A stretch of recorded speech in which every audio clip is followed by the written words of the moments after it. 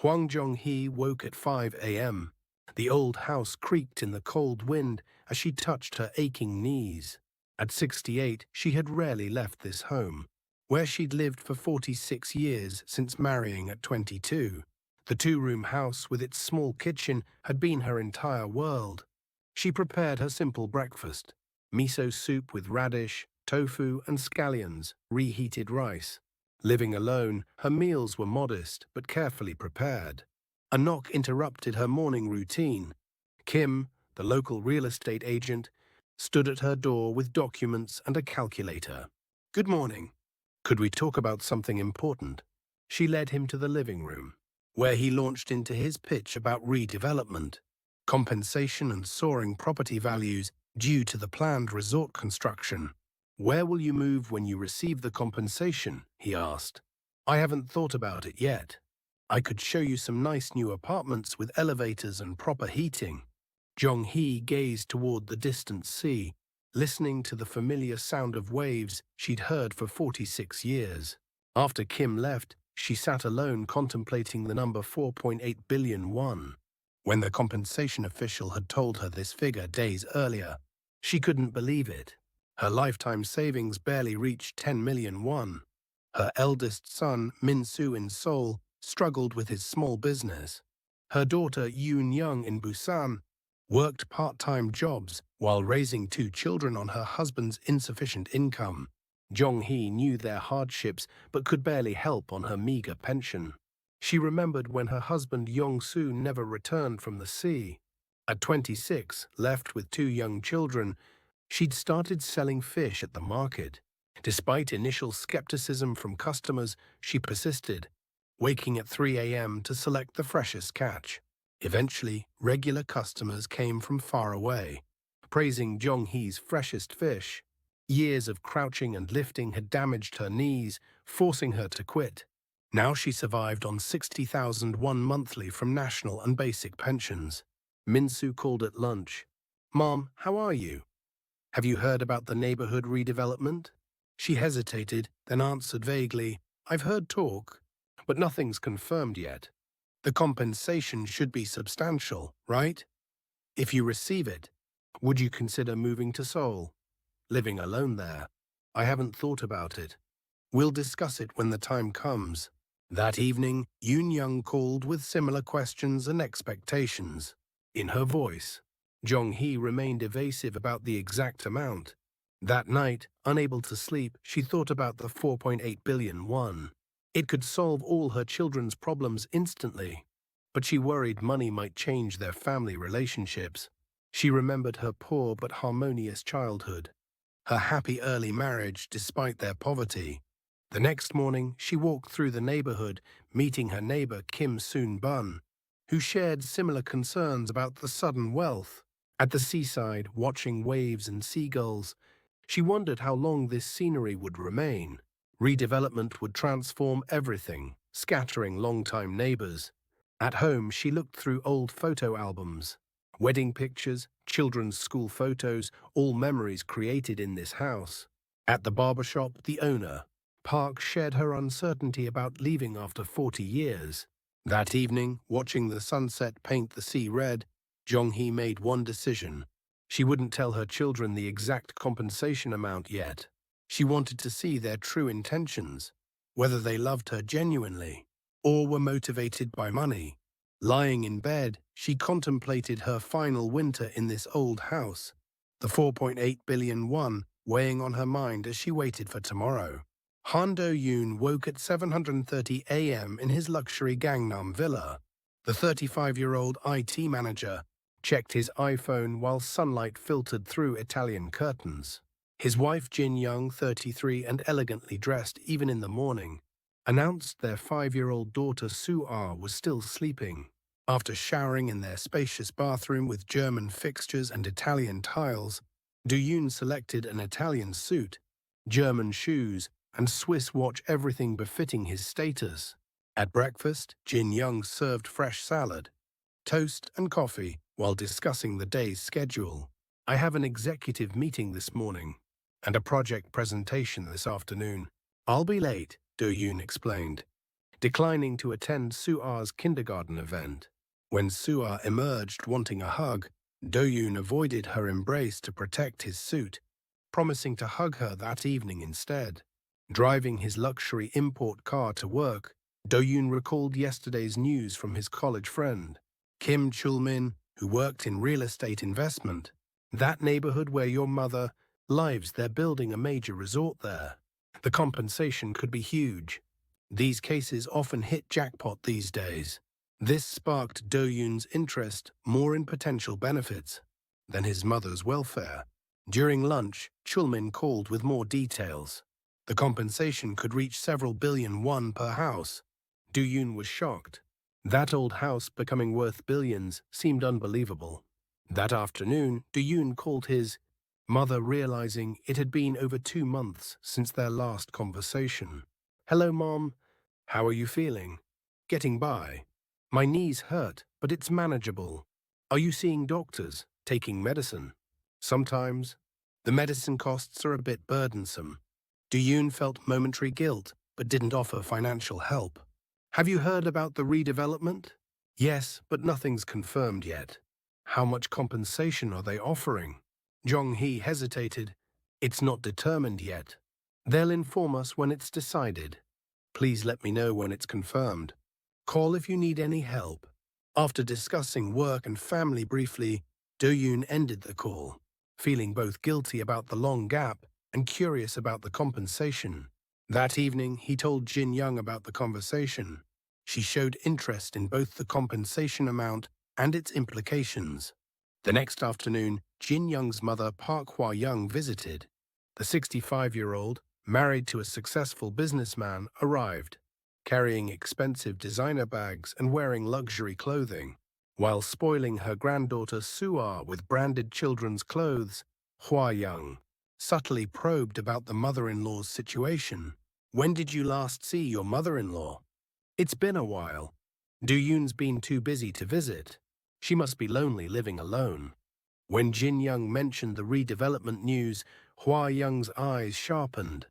"Compensation? How much?" "We don't know exactly, but it should be substantial." Hwa-young calculated quickly. If the mother-in-law received significant compensation, it would affect future inheritance for her daughter and granddaughter. "Has she mentioned what she plans to do with the money?" "Not yet. You should find out. She might not know how to manage such a large sum after living in poverty." Hwa-young disguised her calculating nature as concern, but her real worry was how the money would be distributed between Do-yoon and his sister. "Jin Young, does Do-yoon contact his mother often?" "Not very frequently. He's so busy." "That won't do. No matter how busy, he should call his mother regularly, especially now." Her words carried double meaning while emphasizing filial duty.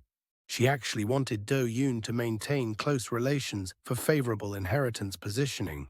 When Do-yoon returned home, Jin Young relayed her mother's suggestions about contacting his mother more frequently and showing interest in managing the compensation money. Do-yoon agreed, not recognizing the ulterior motives behind the advice. Meanwhile, Hwa-young bragged to her friends about her son-in-law's mother receiving compensation money, subtly seeking validation for her interference plans. A few days later, Do-yoon learned from Chul-min that compensation could range from 3 to 5 billion won per house, this enormous sum far exceeding his annual salary of 100 million. One intensified his interest. He shared this information with Jin Young, who was equally shocked by the amount and immediately wanted to call her mother-in-law, though she restrained herself to avoid appearing too obvious. When Hwa-young visited again, she suggested more concretely, "Why doesn't Do-yoon visit his mother? He hasn't seen her in so long, and she'll need help preparing for the move." Her proposal seemed reasonable on the surface, but her real purpose was to assess the mother-in-law's situation and future plans through her son-in-law. That evening, Jin Young conveyed her mother's suggestion to Do-yoon, who agreed to visit that weekend despite having golf plans. The visit was decided, but Do-yoon's heart held more curiosity about the compensation money than concern for his mother. According to Hwa-young's plan, He would gain opportunity to intervene in his mother-in-law's financial management. Mira woke at 5:30 a.m. before her alarm rang. At 32, she had started such dawns for 15 years, living in a small studio apartment. She looked at her reflection, yesterday's overtime fatigue showing on her face, oil stains and scars marking her hands from 15 years of factory work. After a simple breakfast of bread and instant coffee, she drove her decade-old used car to Daehan Auto Parts factory, where she'd worked since age 17, straight after high school graduation. She'd taken the job to help her mother raise 2 children alone. "Mira, you're early today," said colleague Kim, a supervisor in his 50s who treated her like a daughter. "Yes, please take care of me today. We have large orders today, so it'll be busy. Be careful." Mira nodded and headed to her workstation assembling car engine parts. The precise work required standing all day. 15 years had damaged her back and legs, but lacking other skills or education, she persevered. During morning work, she recalled yesterday's conversation with her mother. "Mira, I'm sorry because of me," her mother had said apologetically about Mira's sacrificed college education and current hardships. At lunch, colleague Park Mi-young, recently married, asked about blind dates. "You're over 30 now. You should start thinking about it." Mira smiled sadly. Marriage wasn't impossible to imagine, but practically difficult. She couldn't leave her mother alone, wasn't financially secure, and finding someone who'd understand her situation seemed unlikely. Around 3 p.m., her mother called Mira, sorry to call during work. "I need to go to the hospital today. My knees hurt more." Despite scheduled overtime, Mira immediately prioritized her mother. "I'll leave early and pick you up at 5. Though losing overtime pay hurt financially, her mother's health mattered more. At her mother's house, Mira noticed Jong-hee looked worse, thinner, walking more uncomfortably. "Mom, does it hurt much?" "It got worse today. I need to see the doctor." At the hospital, the orthopedic doctor explained the knee cartilage had worn down, more natural aging, worsened by years of hard labor. "Continue physical therapy and medication. Don't overexert yourself." Mira worried. "Doctor, surgery isn't necessary now, right?" "Not immediately, but we might need to consider it later if it progresses." During dinner, Jong-hee mentioned redevelopment. "Mira, have you heard about the neighborhood redevelopment?" "Yes, Mom." "Do you really have to move?" "Seems so. They say there'll be compensation." Mira considered moving closer to be near her mother. "How much compensation, Mom?" After hesitation, Jong-hee revealed the truth only to Mira, 4.8 billion won. Mira dropped her chopsticks in shock. The amount exceeded what she could earn in her lifetime. At 1.8 million won monthly salary. "Mom, that's wonderful. You can live comfortably now." "But Mira, this is secret. I haven't told Do-yoon the exact amount." "Why not?" "I'm afraid people might change because of money. I don't want insincere attention." Mira understood her mother's concerns about sudden, wealth-changing relationships. "Shouldn't you tell brother, though?" "I want to wait and see his true feelings first." Jong-hee's voice carried complex emotions, love for her eldest son, mixed with disappointment at his indifference. Mira understood. Her successful brother lived well, but showed little interest in their mother, while she, though financially struggling, always prioritized caring for her. "What will you do with the money, Mom?" "I haven't thought about it yet. It's too much. I don't know how to use it. First, take care of your health, good hospitals for knee treatment, comfortable housing." "What about you, Mira? Won't living alone be difficult?" "Don't worry about me, Mom. Your comfort is most important." Jong-hee felt heartache at her daughter's selflessness. At 32, Mira still prioritized her mother over romance or marriage. "Mira, I'm so sorry. You couldn't go to college, can't marry." "Don't say that, Mom. I'm happy now." But secretly, Mira sometimes longed for normal love, marriage, and family, especially seeing friends' marital happiness. When asked about meeting Do-yoon this weekend, Mira lied about having Saturday work, uncomfortable about potential money discussions. when her mother hadn't revealed the amount to him yet. After watching TV together, Mira's happiest moments, she prepared to leave at 10 p.m. for tomorrow's early work. Driving home, Mira reflected on the 4.8 billion won. Her mother deserved this compensation after lifelong hardship, but she worried about family complications, especially her brother's reaction to such enormous wealth. In her studio apartment, Mira realized this money would let her mother live comfortably without financial worries, and would relieve her own burden of supporting mother's living and medical expenses. However, Mira was certain her feelings wouldn't change with or without money. Her mother remained most precious, and she'd continue caring for her.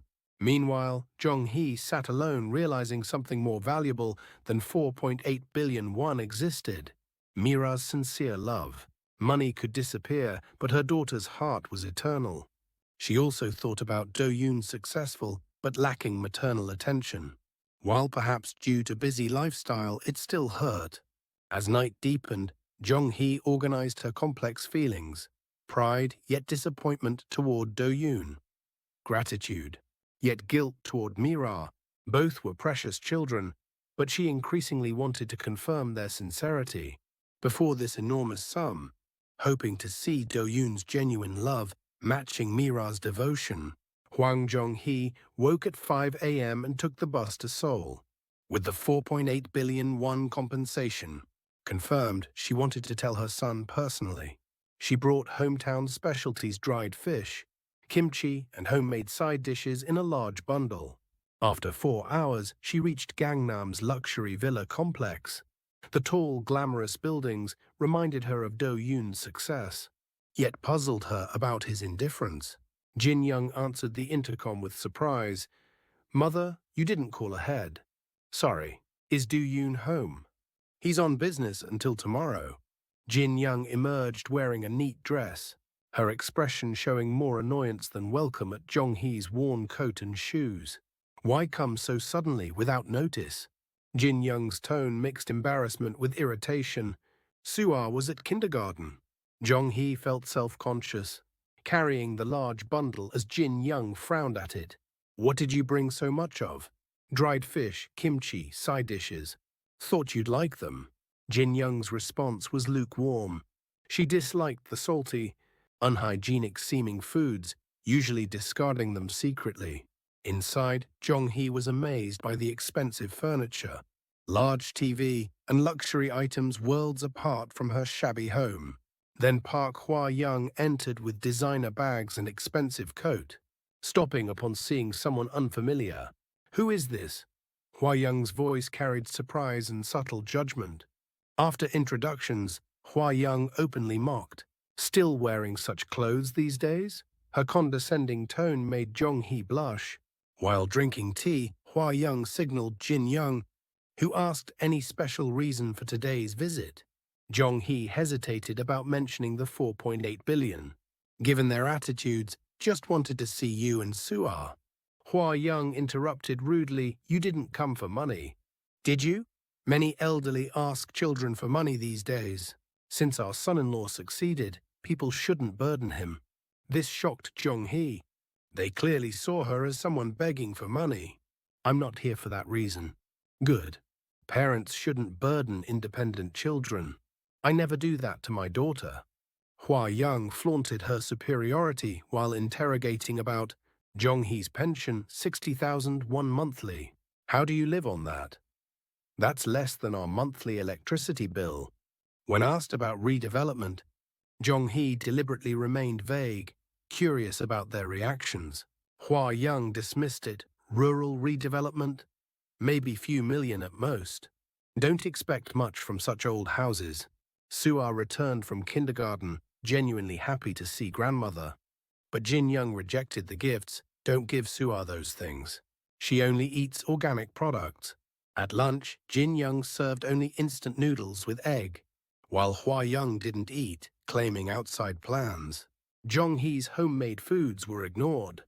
Hwa-young whispered to Jin Young about when the mother-in-law would leave, audibly complaining about schedule disruptions.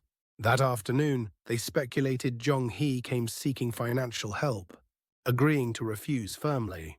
For dinner, Jin Young rejected Jong Hee's offer to cook, ordering expensive Japanese delivery for themselves while giving her instant noodles again. At bedtime, Jin Young offered only the narrow sofa. There aren't many rooms. Hua Young's parting shot, when Do Yoon comes tomorrow, talk quickly and go home. Young people are busy. That night, lying uncomfortably on the sofa, Jong Hee wondered how their attitudes would change, knowing about the 4.8 billion won, probably completely. But this was their true nature: cold treatment, disregard and contempt for a poor mother-in-law. This revealed their genuine feelings hidden until now. Jong Hee suppressed her emotions, deciding whether to reveal the compensation tomorrow or just leave. One thing was certain: she'd never forget today's treatment. She'd witnessed their true hearts toward a poor mother-in-law. By dawn, Jong Hee decided not to mention the 4.8 billion won, even when Do Yoon arrived. Instead, she'd observe how money might change them, and discover what family and genuine love really meant. Do Yoon returned home after 8 p.m. Jong Hee had waited all day on the uncomfortable sofa despite her pain. "Mother, when did you arrive?" His first words showed surprise, not joy. Still in his suit, he threw his bag on the sofa. "Yesterday. Sorry for coming suddenly."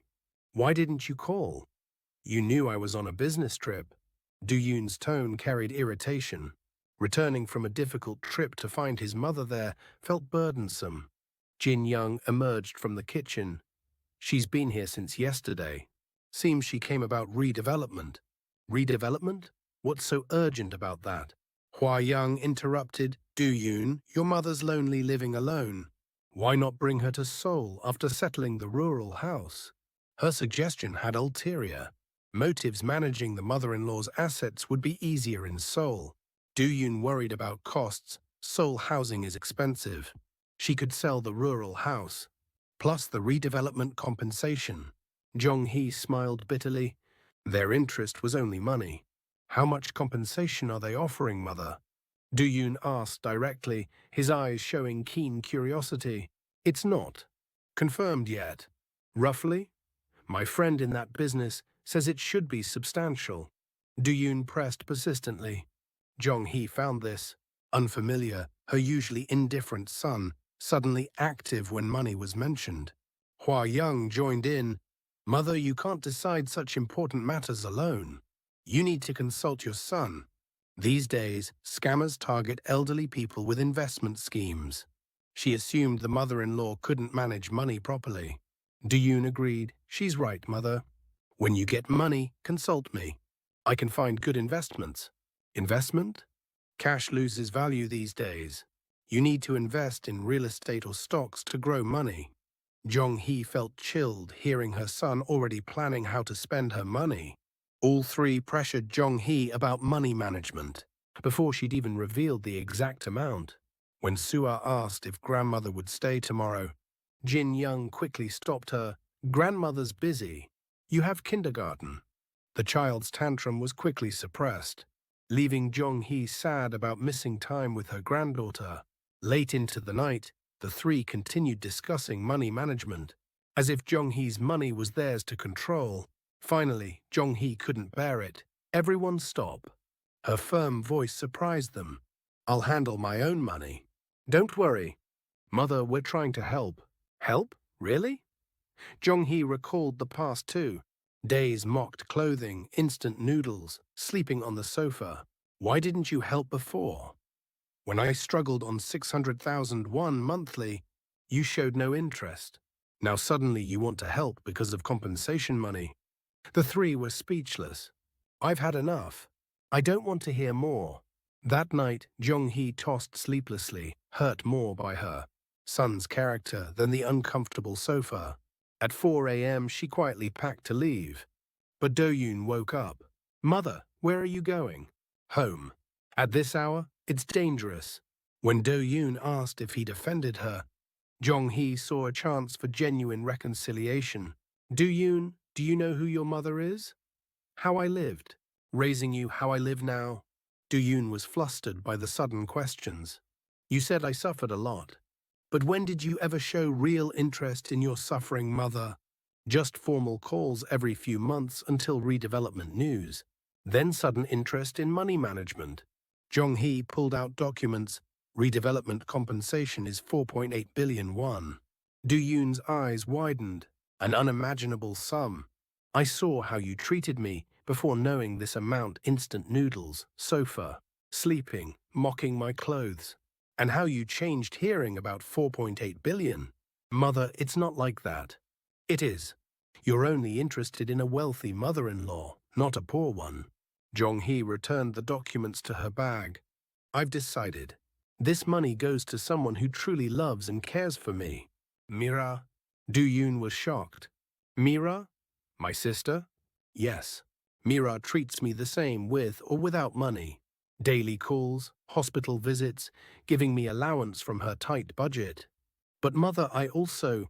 What did you do? Occasional calls. Then suddenly investment talk when 4.8 billion was mentioned.